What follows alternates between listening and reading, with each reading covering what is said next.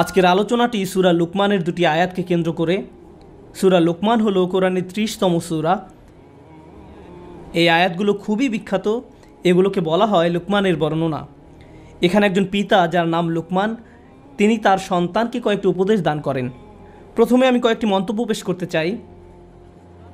কোরআন মজিদে আল্লাহ কখনো কখনো মানুষের নাম উল্লেখ না করে এই ঘটনা বর্ণনা করেছেন। যেমন সূরা ইয়াসিনে আল্লাহ 3 জন রাসূলের ঘটনা বর্ণনা করেছেন, কিন্তু আমাদেরকে তাদের নাম বলেননি, তাই আমরা তাদের কারো নাম জানি না। আল্লাহ শুধু বলেছেন তিনি রাসূলদের পাঠিয়েছেন ফাআজ্জাজনা বিসালিসিন। প্রথমে 2 জন পাঠিয়েছেন, তারপরে তৃতীয় আরেকজন পাঠিয়েছেন। একজন সাধারণ মানুষ তাদের সাহায্যে এগিয়ে আসেন। মূসা আলাইহিস সালাম একটি ভ্রমণের উদ্দেশ্যে যাত্রা করেন, কারণ আল্লাহ তাকে একজনের কাছ থেকে শিক্ষা গ্রহণের আদেশ করেন। কোরআনের বাইরে তার নাম পাওয়া যায়, আর তা হলো খাজির বা খিজির, কিন্তু কোরআনে তার নাম উল্লেখ করা হয়নি। কোরআনে তাকে উল্লেখ করা হয়েছে আবদাম মিন ইবাদিনা, অর্থাৎ আমার বান্দাদের মধ্যে একজন বান্দা। অতীতে বহু নবীর আগমন ঘটেছে, যেমন বনি ইসরায়েলদের একটি ঘটনা ইঙ্গিত করে কোরআনে বলা হয়েছে ইদ ক্বালু লিনাবিয়্যিল্লাহুম ইবআস লানা মালিকান। যখন তারা বলেছে নিজেদের নবীর কাছে যে আমাদের জন্য একজন বাদশা নির্ধারণ করে দেন। বাইবেলে উল্লেখ আছে তারা এটা তাদের নবী সামাইল আলাইহিস সালামের কাছে বলেছিলেন, কিন্তু কোরআনে তার নাম উল্লেখ করা হয়নি। সুতরাং কখনো কখনো আল্লাহ নাম উল্লেখ করেন, আবার কখনো কখনো করেন না। আমাদের প্রায় সকল আলেমদের মতে লুকমান নবী ছিলেন না, তাকে নবী হিসেবে বিবেচনা করা হয় না, তথাপি তার নাম উল্লেখ করা হয়েছে কোরআনে। প্রথমে যে বিষয়টি এখানে লক্ষণীয় তা হলো আল্লাহ এই ব্যক্তির নাম উল্লেখ করার মাধ্যমে তাকে বিশেষ মর্যাদা দিয়েছেন। রাসূলুল্লাহ সাল্লাল্লাহু আলাইহি সাল্লামের জীবনে এমন অনেক ঘটনা রয়েছে যেখানে আল্লাহ কোনো ক্ষেত্রে সাহাবীদের নাম উল্লেখ না করেই ওই ঘটনার বর্ণনা দিয়েছেন। আবু বকর রাদিয়াল্লাহু তাআলা আনহুর নাম উল্লেখ করা হয়নি। আল্লাহ শুধু বলেছেন ইয ইয়াকুলু লিসাহিবিহি লা তাহজান, যখন তিনি আপন সঙ্গীকে বললেন বিষণ্ণ হয়ো না। আল্লাহ এভাবে বলেননি যে যখন তিনি আবু বকরকে বললেন লা তাহজান। কারো নাম উল্লেখ করার মাধ্যমে আল্লাহর পক্ষ থেকে তাদের বিশেষ মর্যাদা প্রদান করা হয়। হযরত লুকমানকে কোরআনে এমনই একটি বিশেষ মর্যাদা দেওয়া হয়েছে। আমি আরেকটি বিষয় সবার দৃষ্টি আকর্ষণ করতে চাই। কোরআনের এই অংশে আল্লাহ আমাদের যে শিক্ষা প্রদান করেছেন তাকে হালকাভাবে নেওয়া যাবে না। এই ঘটনাগুলো ইতিহাসের এমন সব মুহূর্ত যা কোনো ঐতিহাসিকের পক্ষে লিপিবদ্ধ করা সম্ভব নয়। এই অনুচ্ছেদে যে ঘটনাটির বর্ণনা দেওয়া হয়েছে তা হলো একজন পিতা এবং তার সন্তানের মাঝে কথোপকথন। তো এই কথোপকথন হয়তো তাদের বাড়ির নির্জন পরিবেশে হয়েছে, অথবা তারা যখন একত্রে কোথাও ভ্রমণে বের হয়েছিলেন, বা একত্রে কোনো কাজ করার সময় তাদের আশেপাশে কেউ ছিল না, তখন কোনো রেকর্ডিং ডিভাইসও ছিল না। কত বিলিয়ন ট্রিলিয়ন সময় পিতামাতা তাদের বাচ্চাদের সাথে কথা বলেন, এমন ঘটনা প্রতিদিন ঘটে। এটা আমাদের জীবনের অংশ। তথাপি এই একটি আলোচনাকে আল্লাহ এত গুরুত্ব দিলেন যে মানবজাতি এই কথোপকথন থেকে কিয়ামত পর্যন্ত হিদায়াত পেতে থাকবে। তাই তিনি এই কথোপকথনকে কোরআনের অংশ করে দিলেন। এটা একটা বিরাট ব্যাপার। আল্লাহ এমন একজনকে সেলিব্রিটি বানিয়ে দিলেন যার সম্পর্কে অন্য কোনোভাবে জানা সম্ভব ছিল না। আল্লাহ এই কথোপকথনটিকে চিরস্থায়ী বানিয়ে দিলেন, অন্যথায় এই সম্পর্কে জানা আমাদের পক্ষে সম্ভব ছিল না। কোরআন থেকে যখন আমরা কিছু শিখবো বা জানবো, আমাদের একটু পেছনে সরে এসে প্রথমে এটার তারিফ করা উচিত, উপলব্ধি করা উচিত যে আল্লাহ আমাদের কত বড় উপকার করেছেন। ওয়ায়ুআল্লিমুকুম মা লাম তাকুনু তা'লামুন, আর তোমাদের শিক্ষা দেবেন এমন বিষয় যা কখনো তোমরা জানতে না। আল্লাহ কোরআনে বিষয়টা উল্লেখ না করলে অন্য কোনোভাবে এই জ্ঞান এবং প্রজ্ঞা সম্পর্কে আমাদের জানার উপায় ছিল না। আল্লাহ লুকমান সম্পর্কে কি বলেছেন? আল্লাহ বলেন ওয়ালাকাদ আতাইনা লুকমান আল হিকমা, আমি লুকমানকে প্রজ্ঞা দান করেছি। এই আয়াতের কিছু অংশ আমি সংক্ষেপে ব্যাখ্যা করব, আর কিছু অংশ বিস্তারিত ব্যাখ্যা করব।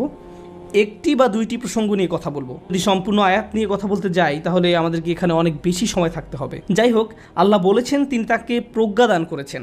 আরবি ভাষায় প্রজ্ঞা বলতে আসলে কি বোঝায়? আল ইলমুন নাফিউন ওয়াল আমালু বিহি, অর্থাৎ এমন উপকারী জ্ঞান যা অনুযায়ী কাজ করা হয়। তাই আপনার অনেক জ্ঞান থাকার মানে এই নয় যে আপনার অনেক প্রজ্ঞাও রয়েছে। এর মানে হলো আপনার অনেক ইলম রয়েছে, প্রজ্ঞা নয়। প্রজ্ঞা বলতে আসলে অন্য কিছু বোঝায়। প্রজ্ঞা বলতে এটাও বোঝায় না যে আপনি যখন অনেক কবিতার উদ্ধৃতি দিতে পারেন বা এমন জ্ঞানগর্ভ কথা বলেন যা শুনে লোকজন বলে উঠে বাহ। ক্লাসিক্যাল আরবির সংজ্ঞা অনুযায়ী হিকমা বলতে এটা বোঝায় না। হিকমা বা প্রজ্ঞা হলো সত্যটাকে গভীরভাবে জানা এবং সে অনুযায়ী জীবনযাপন করা। অতীতের মানুষ হিকমা বলতে এটাই বুঝতেন। ইমাম শাফিঈ রাহমাতুল্লাহ আলাইহি ওয়ায়ুআল্লিমুহুমুল কিতাব ওয়াল হিকমা, তিনি তাদেরকে বই এবং হিকমা শিক্ষাদান করেছেন। তিনি এই আয়াতে হিকমা বলতে রাসূল সাল্লাল্লাহু আলাইহি সাল্লামের সুন্নাহকে বোঝাতেন, কারণ সুন্নাহ হলো কোরআনের জ্ঞানের বাস্তব প্রয়োগ। তাই তিনি এই কানেকশনটি সহজেই বুঝতে পারলেন, আর তাই তার মতে হিকমা হলো সুন্নাহ। যাই হোক, আল্লাহ বলেন, আমি লোকমানকে প্রজ্ঞা দান করেছি। তার যে শুধু জ্ঞান ছিল তা নয়, তিনি সে অনুযায়ী তার জীবনও পরিচালনা করতেন। এরপর আল্লাহ এই মানুষটির সম্পূর্ণ জীবনের একটি সারাংশ তুলে ধরেন। অর্থাৎ একজন মানুষের উপকারী জ্ঞান থাকার মানে কি? এই সব কিছুর সারাংশ হলো আনিশকুর লিল্লাহ, আল্লাহর প্রতি কৃতজ্ঞ হও। আরবি বাক্যের ধরন অনুযায়ী বাক্যটি এমন হওয়ার কথা ছিল, ওয়ালাকাদ আতাইনা লুকমান আল হিকমা আন ইয়াশকুরা লিল্লাহ, কিন্তু এখানে আনিশকুর লিল্লাহ বলে আমর বা আদেশের দিকে তাৎক্ষণিক প্রত্যাবর্তন করা হয়েছে, আল্লাহর প্রতি কৃতজ্ঞ হও। যেন এখানে একটি আদেশ দেওয়া হয়েছে। অর্থাৎ লোকমান এমন একটি জীবন অতিবাহিত করেছেন যেখানে তিনি বারবার নিজেকেই নিজে বলেছেন, আল্লাহর প্রতি কৃতজ্ঞ হও, আল্লাহর প্রতি কৃতজ্ঞ হও।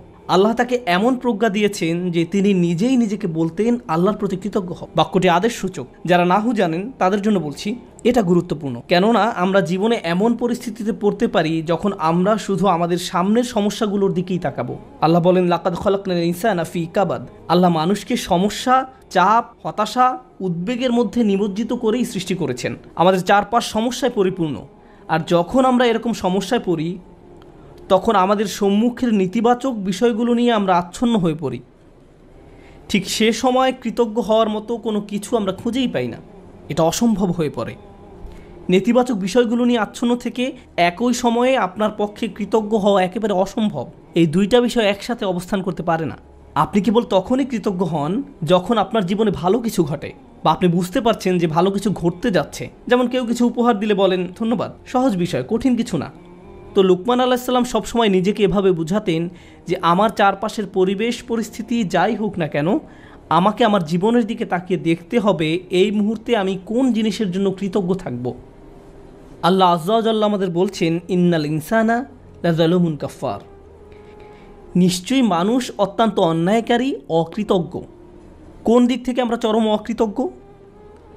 আমরা সর্বাবস্থায় অভিযোগ করার কোনো না কোনো একটা কারণ খুঁজে পাই সব সময়। কেউ যদি জিজ্ঞেস করে, ভাই কী নিয়ে চিন্তা করছেন এখন? না না ভাই, কিছু নিয়ে চিন্তা করছি না, সব ঠিক আছে।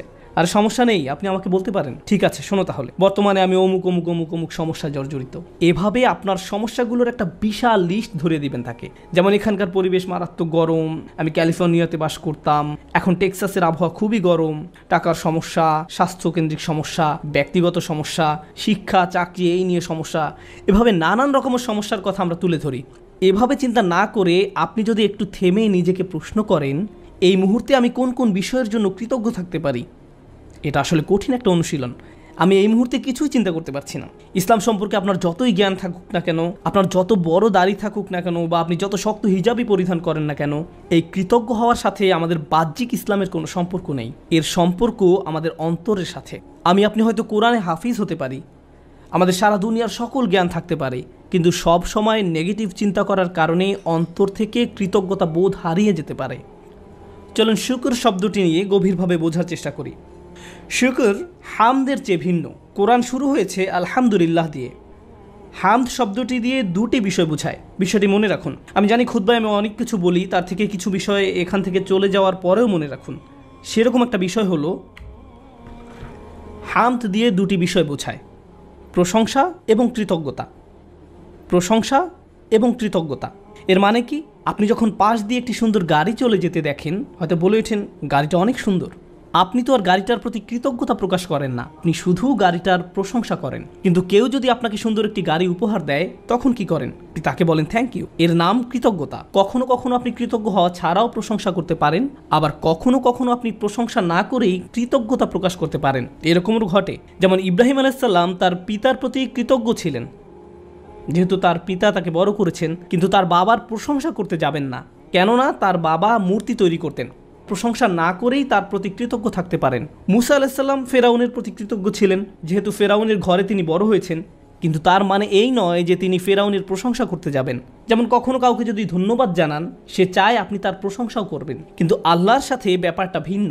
আল্লাহর সাথে প্রশংসা এবং কৃতজ্ঞতা সবসময় একত্রে ব্যবহৃত হয়। কিন্তু আজকের আলোচ্য আয়াতগুলো আসলে প্রশংসা সম্পর্কে নয়, কারণ এখানে আনিহমাদ লিল্লাহ বলা হয়নি। খেয়াল করেছেন তো?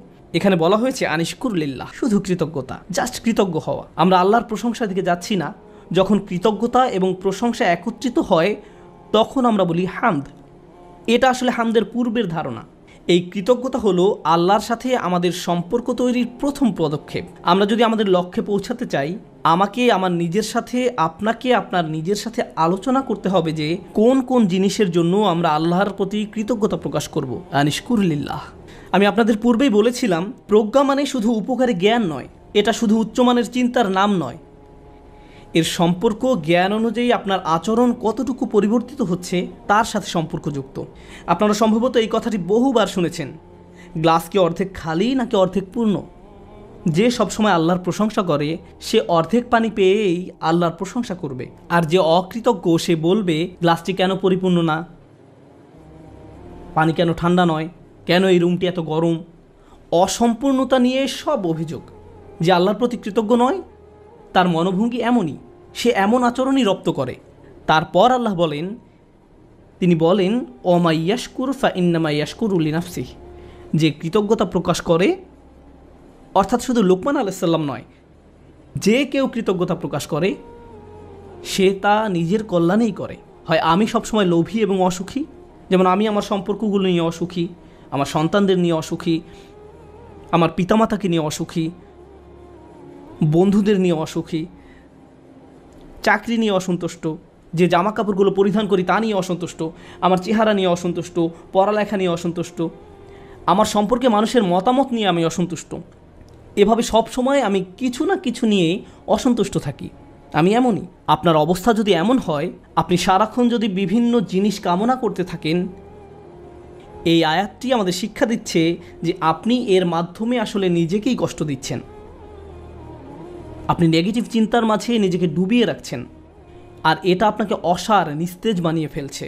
প্রকৃতপক্ষে কৃতজ্ঞতার জিন্দেগি পরিত্রাণ নিয়ে আসে।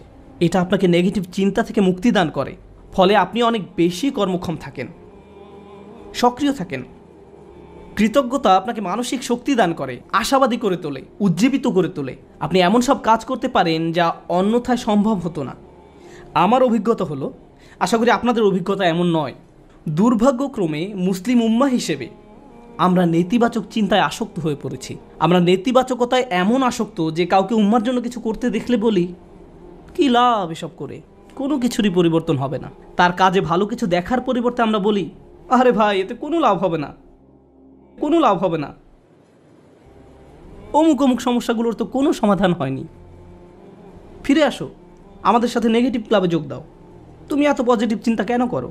অর্থাৎ কাউকে পজিটিভ দেখলে আমাদের কেমন যেন একটা গা জ্বালা করে, জিনিসটা তো এরকম হওয়ার কথা নয়, কেন আমরা তাকে আবার নেগেটিভ জগতে ফিরিয়ে আনছি না? দুঃখজনকভাবে কখনো কখনো এই মনোভাব এমন মানুষদের মাঝে দেখা যায় যাদেরকে আমরা অনুসরণ করি, যেমন পিতামাতা। যখন একজন পিতা সবসময় নেতিবাচক চিন্তা করেন, যখন মা সবসময় নেগেটিভ চিন্তায় ডুবে থাকেন, কিভাবে সেই পরিবারে কৃতজ্ঞ ছেলে মেয়ে বেড়ে উঠবে? তারা যদি আপনাকে সবসময় অভিযোগ করতে দেখে, সব সময় আপনাকে দুঃখ ভারাক্রান্ত দেখে, আপনার বাচ্চারা যদি আপনাকে কখনো কোনো কিছুর জন্য কৃতজ্ঞ হতে না দেখে, কার কাছ থেকে তারা কৃতজ্ঞতা শিখবে? এমন অনেক মুসলিম আমার কাছে আসে যারা নিজেদের ধার্মিক মুসলিম হিসেবে পরিচয় প্রদান করে না। আমি আপনার কিছু ভিডিও দেখেছি, কিন্তু আমি আসলে কখনো মসজিদে যাই না। আমি তখন জিজ্ঞেস করলাম যে কেন আপনি নিজেকে ধার্মিক মুসলিম হিসেবে পরিচয় দেন না? নিজেকে ধার্মিক মুসলিম সমাজের অংশ মনে করতে আপনার দ্বিধা কেন? উত্তরে তারা কি বলে জানেন? তারা বলে এই ধার্মিক মুসলিমরা সব সময় বিপর্যস্ত থাকে, তাদের সবসময় রাগান্বিত দেখায়। কিভাবে এমনটা হলো? যে মানুষদের কাছে স্বর্গীয় ব্যাপার রয়েছে তাদের অবস্থা এমন কি করে হলো? এই আয়াতে প্রজ্ঞা বলতে কৃতজ্ঞতা বোঝানো হয়েছে। হিকমার সারমর্ম হলো, হিকমার নির্যাস হলো শুকর বা কৃতজ্ঞতা। যে নিয়মিত আল্লাহর দিন সম্পর্কে জ্ঞান লাভ করতে থাকে তাকে কেন এমন দুর্দশাগ্রস্ত লাগবে? মূলত আপনি যত বেশি কৃতজ্ঞ হবেন আপনাকে তত বেশি ইতিবাচক দেখাবে। সব সময় সব কিছুতেই আপনি ইতিবাচক দিকটি খুঁজে পাবেন। এমনকি যখন আমরা দুঃখ ভারাক্রান্ত হয়ে পড়ি তখন আমরা নিজেদের এই বলে প্রবোধ দেব যে আমি এই মুহূর্তে কোন কোন বিষয়ের জন্য কৃতজ্ঞ থাকতে পারি। তারপর নিজের মনকে শক্ত করে আবার দাঁড়িয়ে যান। এখন আমার মুসা আলাইহিস সালামের কথা মনে পড়ে গেল। আমি আসলে সব সময় মুসা আলাইহিস সালামের এই ঘটনাটি দ্বারা অনুপ্রাণিত হই। তিনি নীল নদ পার হয়ে অপর প্রান্তে চলে গেলেন। তার সাথে বনি ইসরায়েলের হাজার হাজার মানুষ, আর সবাই ঘরবাড়িহীন, নিঃস্ব। তার উপর তারা মরুভূমিতে বিচরণ করছেন। তাদের মাথার উপর কোনো ছাদ নেই। পুরুষ, নারী, শিশু, বৃদ্ধ সবাই হয়তো কষ্টে কান্নাকাটি করছে। আমরা এখন টেক্সাসের 100 ডিগ্রি ফারেনহাইট তাপমাত্রায় 20 মিনিট থাকতে পারি না, বলে উঠি আমাকে এখনই বাসায় যেতে হবে। আর তারা মরুভূমিতে বাস করছেন। এখন মূসা আলাইহিস সালাম তাদেরকে শান্ত করার লক্ষ্যে তাদের উদ্দেশ্যে বক্তব্য দিবেন। তিনি তাদেরকে বললেন, লা ইন শাকারতুম লা আযীদান্নাকুম, যদি তোমরা কৃতজ্ঞ হও আমি তোমাদের বাড়িয়ে দেব। আমি ভেবেছিলাম যে তিনি তাদের ধৈর্য ধরা নিয়ে খুতবা দিবেন, কিন্তু না, তিনি তাদের উদ্দেশ্যে কৃতজ্ঞতা নিয়ে খুতবা দিলেন। কেউ হয়তো বলতে পারে, আরে আমরা কি নিয়ে কৃতজ্ঞ হব? আবহাওয়ার অবস্থা দেখেছো, আমাদের বাচ্চাদের অবস্থা, আমরা ক্ষুধায় কাতর, গায়ের জামাটা ছাড়া আর কোনো জামা নেই, আমাদের কোনো খাবার নেই। কৃতজ্ঞ কিসের জন্য কৃতজ্ঞ হব? আপনি যদি একটু থেমে চিন্তা করেন, কারণ ফেরাউনের বাহিনী তোমাদের হত্যা করতে পারেনি, অথবা তোমরা ডুবে যাওনি, অথবা তোমরা এখন আর মিশরীয়দের দাস নও, তোমাদের বাচ্চাদের আর জবাই করা হচ্ছে না, তোমাদের মহিলাদের আর নিপীড়িত জীবনযাপন করতে হচ্ছে না, চোখের সামনে মহিলাদের নির্যাতিত হওয়ার দৃশ্য আর পুরুষদের দেখতে হচ্ছে না, তোমরা এই সব কিছুর জন্য কৃতজ্ঞ নও? অভিযোগ করছো? কৃতজ্ঞ হওয়ার জন্য আপনি সব সময় কিছু না কিছু খুঁজে পাবেনই। সব সময় এমন কিছু পাবেন যা আরও খারাপ হতে পারত। সুতরাং এই ধরনের প্রজ্ঞা নিয়ে বেঁচে থাকা খুবই কঠিন। কিন্তু কেউ যদি এভাবে জীবনযাপন করতে পারে তাহলে সে শুধু নিজেরই উপকার করলো। অমাইয়াশকুর ফা ইন্নামা ইয়াশকুরু লিনাফসিহি, যে কৃতজ্ঞতা প্রকাশ করে সে তা নিজের কল্যাণেই করে। আল্লাহ ওয়াদা করেছেন, লা আযীদান্নাকুম, আমি তোমাদের আরও বেশি দান করব। আল্লাহ আপনার জীবনের প্রতিটি ক্ষেত্রেই আপনাকে সমৃদ্ধি দান করবেন, যেমন হেদায়েত, স্বাস্থ্য, রিজিক সহ সকল ক্ষেত্রে সব কিছুই ঠিক হয়ে যাবে যদি আমি আর আপনি আল্লাহর প্রতি কৃতজ্ঞ হতে পারি। এটাই এখানে প্রজ্ঞা। তারপর তিনি বলেন, ওমান কাফারা ফা ইন্নাল্লাহা গানিয়্যুন হামিদ, আর যে কৃতজ্ঞ হয় আল্লাহ অভাবমুক্ত। আল্লাহ হলেন গানি এবং হামিদ, তিনি ধনী এবং প্রশংসিত। অর্থাৎ আপনার প্রশংসা তার দরকার নেই, মানুষের প্রশংসার দরকার হয়, কিন্তু আল্লাহর প্রশংসার দরকার নেই। কিছু মানুষ বলে, কেন আমি তার প্রতি কৃতজ্ঞ হব? তোমাদের প্রভুর কেন এত প্রশংসা দরকার হয়? সাধারণ নাস্তিকরাই প্রশ্ন করে, কেন তোমাদের রব সবসময় প্রশংসা করতে বলে? আল্লাহ বলেন, তিনি হলেন গানি, তার কোনো কিছুর প্রয়োজন নেই, তার প্রশংসার দরকার পড়ে না। এটা তোমাদের জন্য, এই প্রশংসা করার মাধ্যমে তোমরাই উপকৃত হবে। তিনি হলেন হামিদ, তোমরা প্রশংসা করো বা না করো তিনিই প্রশংসার মালিক। শুধু শুকর বা কৃতজ্ঞতা নয়, বরং হামদ বা প্রশংসাও তার অধিকারভুক্ত। তিনি আপনার প্রশংসার জন্য অপেক্ষা করেন না। তারপর এই মানুষটি হযরত লোকমান, যিনি কৃতজ্ঞতা এবং শুকরিয়ার জিন্দেগি যাপন করতেন, আর এই দুইটি গুণ তার জীবনের সব কিছুতেই দীপ্তি ছড়িয়েছিল। তিনি কোনো কিছু সম্পাদন করতে গেলে এই গুণগুলো তার মনোভঙ্গি ঠিক করে দিত। আপনি কি কাজ করেন সেটা যেমন গুরুত্বপূর্ণ, তার চেয়েও বড় গুরুত্বপূর্ণ ব্যাপার হলো এই কাজের প্রতি আপনার মনোভঙ্গি কেমন। শুধু কি করেন তাই নয়, বরং কিভাবে করেন সেটাও গুরুত্বপূর্ণ। আপনারা উভয়ে বিসমিল্লাহ বলে খাওয়া শুরু করেছেন, সব কিছু দেখতে একই রকম, কিন্তু একজনের কৃতজ্ঞতার মনোভঙ্গি ছিল আর অন্যজনের সেটা ছিল না। একজন এই দুনিয়া এবং পরকাল উভয় জগতেই লাভবান হবে, অন্যজন হবে না। অন্যজন এই সমস্ত উপকারের দরজা বন্ধ করে রেখেছে, কারণ যে দৃষ্টিভঙ্গিতে সে খেয়েছিল সেটা কৃতজ্ঞতার দৃষ্টিভঙ্গি ছিল না। শুকর শুধু কাজের নাম নয়, এটা মনোভঙ্গিরও নাম। এখন তিনি তার ছেলেকে কি বললেন? ওয়া ইজ ক্বালা লুকমানু লিইবনিহি ওয়া হুয়া ইয়াইযুহু। লোকমান যখন উপদেশ দেওয়ার সময় তার ছেলের দিকে ফিরে বললেন, হে আমার ছেলে, আমার প্রিয় সন্তান, লা তুশরিক বিল্লাহ, আল্লাহর সাথে শিরক করো না, আল্লাহর কোনো অংশীদার সাব্যস্ত করো না। কিন্তু আলোচনার সূত্রপাত তো শিরক দিয়ে হয়নি, মূর্তি পূজা নিয়ে তো এই কথাবার্তা শুরু হয়নি। আলোচনা তো ছিল কৃতজ্ঞ হওয়া নিয়ে। আমরা শাব্দিক দৃষ্টিকোণ থেকে একটি বিষয় এখানে শিখছি, শিরক এবং শুকর এর একটি শাব্দিক মিল আছে। কিন্তু আরেকটি বিষয় আমাদের এখানে জানতে হবে, আল্লাহ আমাদের এখানে শেখাচ্ছেন তার সাথে আমাদের সম্পর্কের মূল কেন্দ্রবিন্দু হলো আসলে কৃতজ্ঞতা। আমাদের আল্লাহর প্রতি যত ধরনের অনুভূতি রয়েছে, আমরা তার দাস, আমরা তাকে ভয় করি, আমরা তার কর্তৃত্ব মেনে নিয়েছি, আমরা জানি যে তিনি আমাদের সৃষ্টিকর্তা, এই সব কিছুই সত্য। কিন্তু এই সব কিছুর মাঝে আল্লাহর সাথে সত্যিকারের সম্পর্ক তৈরি করতে হলে আমাদের অন্তরে যা থাকতে হবে তা হলো কৃতজ্ঞতাবোধ। যদি অন্তরে এর উপস্থিতি না থাকে তাহলে অন্তর এমন এক ধরনের শিরকের বসবাস হবে যার সাথে আমরা যুদ্ধ করে পারবো না। কারণ এটা দেখতে মূর্তির মতো নয়, এটাকে দেখতে মিথ্যে কোনো খোদার মতো মনে হয় না। এটা এমন এক ধরনের মূর্তি যার বসবাস অন্তরে। তো তিনি তার সন্তানকে বলেন, আল্লাহর সাথে শিরক করো না, আল্লাহর প্রতি অকৃতজ্ঞ হয়েও না বলার পরিবর্তে তিনি এই কথা বললেন, কারণ তিনি যেহেতু মনে করেন কৃতজ্ঞ হওয়াই আসলে প্রজ্ঞা, আল্লাহর পাশাপাশি কোনো কিছুকে স্থাপন করো না। আমরা এটা কিভাবে বুঝব? লুকমান তার ছেলেকে আসলে কি শিক্ষা দিচ্ছেন? প্রসঙ্গত এটা শুধু সন্তানের সাথে পিতার কথোপকথন নয়, বরং এটা এমন যে কারোর জন্য হতে পারে যার অধীনে কেউ বাস করে। আপনার জীবনে যদি এমন কেউ থাকে যে আপনার কাছ থেকে প্রজ্ঞার তালাশ করে, বিশেষত আমি বাবাদের উদ্দেশ্যে বলছি, এমনকি এর বাইরেও আপনি হয়তো বড় ভাই, আপনি এমন পজিশনে আছেন যেখানে অন্যরা আপনার অনুসরণ করে, সেক্ষেত্রে আপনার উচিত এই শিক্ষাটি তাদের নিকট পৌঁছে দেয়া। আমি নিজেকে এই প্রশ্নটি করি। আপনাদের কাউকে কাউকে আল্লাহ অনেক কিছু দিয়েছেন, যেমন আপনাদের হয়তো ভালো চাকরি আছে, ভালো ব্যবসা আছে, টাকার সমস্যা নেই, গাড়িও আছে, আপনার সব কিছুই আছে। ফলে আপনার বাচ্চাদের জীবন আপনার নিজের জীবনের চাইতেও অনেক বেশি সহজতর। কিন্তু আপনি যখন ছোট ছিলেন, আপনার জীবন এতটা সহজ ছিল না। আমার এখনও মনে আছে, ঈদের সময় আমরা বার্গার কিনতাম। আমরা একটা বার্গার কিনে পুরো পরিবার সবাই ভাগ করে খেতাম। এটাই ছিল আমাদের ঈদ। আমি আমার বোনের টুকরার দিকে তাকিয়ে থাকতাম, কারণ মাঝখানের টুকরাটা ছিল সবচেয়ে বড়। অনেক বাচ্চারা প্রথম টুকরাটা চায়, কিন্তু প্রথম টুকরাটিতে তো শুধুই রুটি। এখানে আসল কথা হলো, আমাদের বাচ্চারা এসব জানে না। তারা এভাবে বলে, আমি আমারটাতে চিজ চাই, আমারটাতে মেয়োনিজ চাই, কেউ বলে আমারটাতে চিজ না পেঁয়াজ চাই। আমার বাল্যকাল আর তাদের বাল্যকাল একরকম নয়। তারা কষ্ট দেখে না।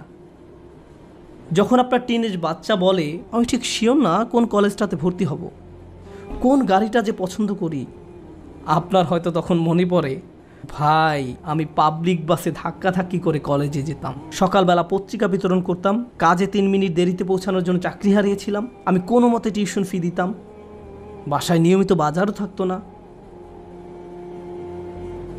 আর আমার বাচ্চারা এখন বলছে তারা শিওর না কোন গাড়িটা কিনবে। আপনার মন চাচ্ছে দেয়ালে নিজের মাথা ফাটাতে, কারণ আমাদের বাচ্চারা মনে করে তাদের তো এমনিতেই সব কিছু পাওয়ার কথা। তারা কৃতজ্ঞ হওয়ার মানে বোঝে না। এভাবে কারো পক্ষে কৃতজ্ঞ হওয়া সম্ভব নয়। আমাদের উচিত আমাদের বাচ্চাদের টাকার মূল্য শেখানো। তাদেরকে উন্নত জীবন দেওয়ার মানে এই নয় যে তাদেরকে ভালো মানের অ্যাপার্টমেন্ট দিবেন। আপনি হয়তো অতিরিক্ত দিয়ে তাদের ধ্বংস করে দিয়েছেন। আপনার বাসা যদি খেলনায় পরিপূর্ণ থাকে আর তারা শুধু আরও নতুন নতুন খেলনা চায়, 2 দিন আগে কিনে দিয়েছেন সেটা ময়লার বাক্সে, তাহলে এই সব শেখার মানে কি? এই তিলাওয়াতের অর্থ কি? আনিশকুরিল্লাহ মানে বাবা হিসাবে আপনাকে কৃতজ্ঞতার জীবনযাপন করতে হবে, এবং আপনি আপনার সন্তানকে কাজের গুরুত্ব বুঝাবেন, রিজিকের গুরুত্ব বুঝাবেন, তাদের যা আছে তার গুরুত্ব বুঝাবেন। তারা যেন যা নেই তা নিয়ে অসন্তুষ্ট হয়ে না থাকে। ঈদের সময় বাচ্চারা ধনী হয়ে যায়। এই সময়টা ছিল আমাদের বাচ্চাদের কৃতজ্ঞতা শেখানোর একটা সুযোগ। কারণ রমজানের আয়াতের শেষে আল্লাহ কি বলেছেন? যেন তোমরা কৃতজ্ঞ হতে পারো। তুমি কত পেয়েছো? তারা একজন আরেকজনকে এভাবে জিজ্ঞেস করে, 2000 টাকা, আমি পেয়েছি মাত্র 1500 টাকা। আমরা দেয়ার পজিশনে নেই, আমরা শুধু নেয়ার মধ্যে আছি। আমরা আমাদের ছেলে মেয়েদের রাক্ষসে পরিণত করে ফেলেছি। তাদেরকে শুধু ভোগ করা শেখাচ্ছি, আর তাদের চাওয়ারও কোনো অন্ত নেই। আর যখন তাদের কোনো দাবি পূরণ করার অবস্থা না থাকে, আমি এমন অনেক পিতামাতার সম্মুখীন হয়েছি যাদের বাচ্চারা তাদের নিকট এভাবে দাবি জানায়, অবশ্যই আমাকে আইফোন কিনে দিতে হবে। পিতা বলে, না, পারবো না। বাচ্চা তখন বলে, তাহলে আমি আত্মহত্যা করব। তাদের তখন আমার কাছে আসতে হয়েছিল। নতুন আইফোন না পাওয়ার কারণে তারা এমন থ্রেট দিচ্ছিল, কিংবা বাসায় ওয়াইফাই নাই এজন্য এমন করছিল। এটা কৃতজ্ঞতার সম্পূর্ণ বিপরীত আচরণ। আর এমন আচরণ হলো আল্লাহর সাথে এক ধরনের শিরক। যখন কৃতজ্ঞতা হারিয়ে যায়, যা বাকি থাকে তা হলো শিরক। আপনি আত্মসমর্পণ করতে চান, যার কথা শুনতে চান, যাকে সন্তুষ্ট করতে চান, সে হলো নিজের ইচ্ছা আকাঙ্ক্ষা, নিজের ভোগ বিলাসিতা, নিজের কামনা বাসনা। বাচ্চারা এসব জানে না। তাদেরকে দেখিয়ে দিতে হবে, বোঝাতে হবে। আপনি তাদেরকে যা বানান তারা তাই হবে। আমরা তাদের প্রতি এমন অন্যায় আচরণ করতে পারি না। আপনার টাকা আছে বলেই যে তাদের সব দাবি পূরণ করতে হবে এমনটা নয়। অবশ্য বিপরীত অবস্থাও আছে। অনেক পিতামাতা তাদের বাচ্চাদের কিছুই কিনে দেয় না, তারপর তারা এই খুতবা ব্যবহার করে। না, এটা করবেন না। অবতাগি বাইনা যালিকা সাবিলা, মধ্যম পন্থা অবলম্বন করুন। আমি আরেকটা ব্যাপারে দৃষ্টি আকর্ষণ করতে চাই, কারণ বিষয়টা গুরুত্বের দাবি রাখে। আমাদের বাচ্চাদেরকে দায়িত্ববোধ শেখাতে হবে। তারা যখন টিনেজ বয়সে পৌঁছায়, তাদেরকে বাসার ছোটোখাটো কিছু কাজ করতে দিন, তাদেরকে বাসার কাজে কিছুটা অবদান রাখতে দিন। তারা যদি এর বিনিময়ে চায়, তাহলে বলুন, তুমিও ওই বাসায় থাকো, এখানেই ঘুমাও, তোমাকেও কিছুটা দায়িত্ব নিতে হবে। আপনার বাচ্চাদেরকে দায়িত্ববোধ শেখান, কোনো কিছুর বিনিময়ে না, টাকার বিনিময়ে নয়, অথবা মাস শেষে তাদেরকে নতুন গেম কিনে দিবেন বলেও নয়, কোনো কিছুর বিনিময়ে না। যদি আমরা সব সময় এমনটা করি, যদি তাদেরকে শুধু ভোগ করতে শিখাই আর তারা শুধু আপনার নিকট বিনিময় চাইতে থাকে, এটা করলে আমাকে কি দিবা, ওটা করলে আমাকে কি দিবা, যদি আপনার বাচ্চাদের আল্লাহর প্রতি কৃতজ্ঞ হতে না শেখান, তাহলে কিভাবে তারা আপনার প্রতি কৃতজ্ঞ হবে? এই দুইটা বিষয় কি সম্পর্কযুক্ত নয়? আল্লাহ বলছেন, আনিশকুরলি ওয়ালিদাই, আমার প্রতি ও তোমার পিতামাতার প্রতি কৃতজ্ঞ হও। এই দুইটা ব্যাপার সম্পর্কযুক্ত। আমরা যদি আমাদের সন্তানদের তাদের যা আছে তার জন্য আল্লাহর প্রতি কৃতজ্ঞ হতে না শেখাই, তাহলে আমি আপনাদের গ্যারান্টি দিয়ে বলছি তারা স্বাধীন হয়ে যাবে। যখনই তারা স্বনির্ভর হয়ে যাবে, তারা আলাদা হয়ে যাবে। আপনার কলের কোনো জবাব দেবে না, মেসেজের কোনো উত্তর নেই, তারা আপনাকে উপেক্ষা করে, অগ্রাহ্য করে, যখন তখন বাসা থেকে বের হয়ে যায়। আপনি তখন ভাবেন, কি হলো এই বাচ্চার? আমি তার জন্য সব কিছু করলাম, আমি সারা জীবন তোমাকে দিয়ে গেলাম, এখন তুমি আমাকে কিছুই দিচ্ছ না। হ্যাঁ, কারণ এখন আর আমার আপনাকে প্রয়োজন নেই। আপনার কি প্রয়োজন? আর আমি স্বাধীন, ওই লেনদেন তো শেষ হয়ে গেছে, ধন্যবাদ, বাই। এখন আমরা তাজ্জব হয়ে বসে আছি, কিন্তু সম্ভবত আমরাই তাদেরকে নষ্ট করে ফেলেছি। মানে অতি ভালোবাসা দেখিয়ে আমরা তাদের ধ্বংস করে ফেলেছি। ইন্নামা আমওয়ালুকুম ওয়া আওলাদুকুম ফিতনা, আল্লাহ একটি কারণে এই কথা বলেছেন। তোমাদের সম্পদ এবং সন্তান সন্ততি তোমাদের জন্য একটি বড় পরীক্ষা। বিশেষত ছেলে মেয়েদের পেছনে যদি নিয়ন্ত্রিত উপায়ে টাকা পয়সা খরচ করা না হয়, তাহলে তারা বিশাল এক পরীক্ষার বিষয়ে পরিণত হবে। মাঝে মাঝে বাচ্চাদের কোনো কিছু কিনে দেওয়া উত্তম, মাঝে মাঝে তারা যা চায় তা না দেওয়া উত্তম, মাঝে মাঝে তাদের থেকে দূরে সরিয়ে রাখা উত্তম। এটা গুরুত্বপূর্ণ। এটা শুধু পুঁথিগত বিদ্যা নয়, শুধু আলহামদুলিল্লাহ বলা শেখালেই হবে না, এই শিক্ষার উপরে জীবনযাপন করতে হবে। এজন্যই আলোচনাটি শুরু হয়েছে এই বলে, ওয়ালাকাদ আতাইনা লুকমান আল হিকমা, আমি লোকমানকে প্রজ্ঞা শিক্ষা দিয়েছি, বাস্তব জ্ঞান, বাস্তব শিক্ষা। কিভাবে কৃতজ্ঞ থেকে জীবন কাটাতে হবে সেই শিক্ষা। আমাদের বাচ্চারা কতবার তাদের জামাকাপড় ভাঁজ করে, ধৌত করে, আমরা তাদের কিভাবে কৃতজ্ঞতার শিক্ষা দেব? যখন তাদের সব কিছু আমরাই করে দেই, মনে হয় যেন ঘরের মধ্যে ছোট ছোট ফেরাউন দৌড়াদৌড়ি করছে আর বলছে, আমিই সবচেয়ে বড় রব, আনা রাব্বুকুমুল আ'লা। আজ আমি বার্গার খাবো না, পিৎজা খাবো, আমাকে এটা দাও, ওইটা দাও। আমরা তাদের এমন বানিয়ে ফেলেছি। এটা তাদের দোষ নয়। আমাদের সন্তানরা যখন নষ্ট হয়ে যায়, এই জন্য নয় যে তারা শয়তান, এর কারণ হলো আমরা তাদের সঠিক শিক্ষাটা দিচ্ছি না। প্রজ্ঞা থাকার মানে হলো আপনি আপনার সন্তানদেরকে সঠিক নিয়মে বড় করেন, আপনি তাদের আকাঙ্ক্ষাগুলো নিয়ন্ত্রণের চেষ্টা করেন। বাচ্চাদের এই নিয়ন্ত্রণটি নেই। আমাদেরকে ভালোবাসার সাথে তাদের ভিতরে এই অনুভূতি তৈরি করে দিতে হবে। আয়াতটি শুরু হয়েছে ইয়া বুনাইয়া দিয়ে, আমার প্রিয় ছেলে, অর্থাৎ বাবা অত্যন্ত আদর মাখা কণ্ঠে তার বাচ্চার সাথে কথা বলছেন। আপনি এর উল্টাভাবে শুরু করতে পারেন না, এই বাসার সবাই শোনো, আমি মাত্র জুমা থেকে আসলাম, বাসার সব কিছু এখন অন্য নিয়মে চলবে। এভাবে না। ভালোবাসার সাথে সুন্দরভাবে করুন, তাদের সাথে কথা বলুন, তাদেরকে বুঝান যে তাদের আচরণ পরিবর্তন করতে হবে। আমাদের মাঝে না দেখলে তারা এটা শিখবে না। যদি আমি খাবার ফেলে দিই, ক্ষুধা লাগলে রেস্টুরেন্টে গিয়ে অপ্রয়োজনীয় অর্ডার করি, এরপর অল্প একটু খেয়ে বলি আমি আর পারবো না, আর সন্তানকে বলি খাবার শেষ করো, খাবার শেষ করো, তারা শিখবে না, তারা শিখবে না, তারা ফেলে দিবে। আপনার জীবনটা যদি অকৃতজ্ঞতায় পূর্ণ থাকে, তাহলে এটা অনেক বড় একটা সমস্যা। এজন্যই অবিশ্বাস এবং অকৃতজ্ঞতা প্রকাশে একই শব্দ ব্যবহার করা হয়েছে, একই শব্দ ব্যবহার করা হয়েছে। কুফর বিল্লাহ মানে হলো আল্লাহকে অবিশ্বাস করা, আর কুফরান বিন নিয়ামাহ মানে নিয়ামতকে অস্বীকার করা, অকৃতজ্ঞ হওয়া। একই শব্দ। আল্লাহর নিকট কাফের আসলে দুইটা জিনিস। ভাবতে পারেন, এমন ব্যক্তি যে আল্লাহকে অস্বীকার করে এবং যে আল্লাহর প্রতি অকৃতজ্ঞ। এই জন্য যে ব্যক্তি আল্লাহর প্রতি কৃতজ্ঞ থাকে, তার পক্ষে শিরক করা অসম্ভব।